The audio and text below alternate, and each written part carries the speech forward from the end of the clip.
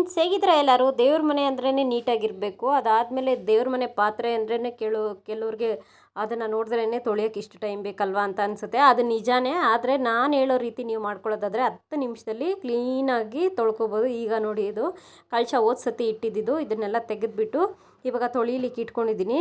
ಇದನ್ನು ತೊಳೆಯೋಕ್ಕೆ ರೆಡಿ ಮಾಡ್ಕೊಳ್ತಾ ಇದ್ದೀನಿ. ಲಿಕ್ವಿಡು ಒಂದು ಪಾತ್ರೆ ಇಟ್ಕೊಂಡು ಪಾತ್ರೆಯಲ್ಲಿ ನೀರು ಹಾಕಿ ಇಟ್ಕೊಂಡಿದ್ದೀನಿ. ಇದು ಬೋರ್ ನೀರೇ, ಕುಡಿಯೋ ನೀರಿನ ಅವಶ್ಯಕತೆ ಇರೋದಿಲ್ಲ.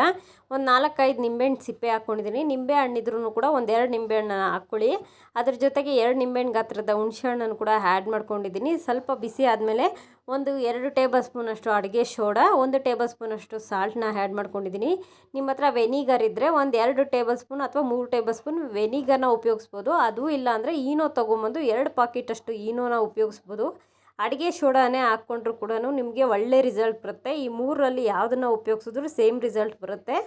ನೀವು ಸೋಡಾ, ವೆನಿಗರ್ ಅಥವಾ ಈನೋ ಇದು 3ನ್ನು ಯಾವುದಾದ್ರೂ ಉಪಯೋಗಿಸಿ ಚೆನ್ನಾಗಿ ಕುದ್ದಾದಮೇಲೆ ನೋಡಿ, ದೇವ್ರ ಮನೆ ಪಾತ್ರೆ ಇದೆಯಲ್ಲ, ಇದನ್ನು ಡೈರೆಕ್ಟಾಗಿ ನಾವು ಈ ಲಿಕ್ವಿಡ್ ಒಳಗಡೆ ಹಾಕ್ಕೊಂಡ್ಬಿಡೋಣ. ಲಿಕ್ವಿಡ್ ಒಳಗಡೆ ಹಾಕ್ಕೊಂಡು ಒಂದು 10 ನಿಮಿಷ ಬಿಡಿ. ಇಲ್ಲ ಅಂದರೆ ಅದು ಹಾಕ್ಬಿಟ್ಟು ಒಂದು 2 ಸೆಕೆಂಡ್ಗೆಲ್ಲ ನೀವು ತೊಳ್ಕೊಂಡ್ರೆ ನೀಟಾಗಿ ಎಲ್ಲನೂ ಹೋಗ್ಬಿಡುತ್ತೆ. ನೀವು ನೋಡ್ಬೋದು ದೇವ್ರ ಮನೆ ಪಾತ್ರೆ ಯಾವ ಥರ ಇದೆ ಅಂತ.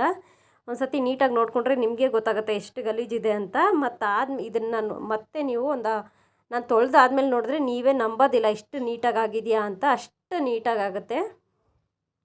ಎಲ್ಲ ದೇವ್ರ ಮನೆ ಪಾತ್ರೆನೂ ನಾನು ತೊಳಿಲಿಕ್ಕೆ ಹಾಕ್ಕೊತಾ ಇದ್ದೀನಿ. ನಾವು ಬಾಡಿಗೆ ಮನೆಯಲ್ಲಿರೋದ್ರಿಂದ ಜಾಸ್ತಿ ಪಾತ್ರೆ ಇಲ್ಲ.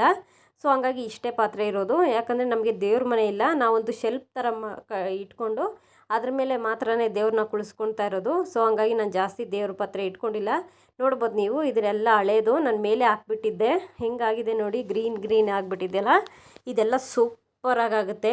ನೀವು ನಂಬೋದೇ ಇಲ್ಲ ಇಷ್ಟು ಚೆನ್ನಾಗಾಗುತ್ತೆ ಅಂದರೆ. ನೋಡ್ಬೋದು ಇದೆಲ್ಲ ಇಷ್ಟು ಹಳೇದಾಗಿದೆಯಲ್ಲ, ಇದೆಲ್ಲ ನೀಟಾಗಿ ಆಗಿಬಿಡುತ್ತೆ. ನೋಡಿದ್ರಲ್ವ ಯಾವ ಥರ ಉಜ್ಜಿದ್ದೀನಿ ನಾನು ಅಂತ. ಇದನ್ನು ಲಿಕ್ವಿಡ್ ಒಳಗೆ ಹಾಕ್ಬಿಟ್ಟು ಚೂರು ಸ್ಕ್ರಬ್ಬರಲ್ಲಿ ಹಿಂಗೆ ಮಾಡಿದ್ರೆ ಸಾಕು, ಹೊರಟೋಗ್ಬಿಡುತ್ತೆ. ನೀವು ಸ್ಕ್ರಬ್ಬರು ಹಾಕೋದು ಬೇಡ. ನೀವು ಅದೇ ಹುಣಸೆ ಹಣ್ಣು ನಿಂಬೆಹಣ್ಣು ಹಾಕ್ಕೊಂಡು ಸ್ವಲ್ಪ ಅದ್ರ ಮೇಲೆ ಸ್ಪ್ರೆಡ್ ಮಾಡ್ಕೊಂಡು ನೀಟಾಗಿ ತೊಗೊಂಡ್ರೆ ಸಾಕು, ನೀಟಾಗಿ ಆಗಿಬಿಡುತ್ತೆ. ಇದನ್ನು ಒಂದು ಸತಿ ಟ್ರೈ ಮಾಡಿ ನೋಡಿ, ನೀವೇ ಹೇಳ್ತೀರ ನನಗೆ ಕಾಮೆಂಟ್ ಮಾಡಿ ಸೂಪರಾಗಿದೆ ರೀ ಅಂತ.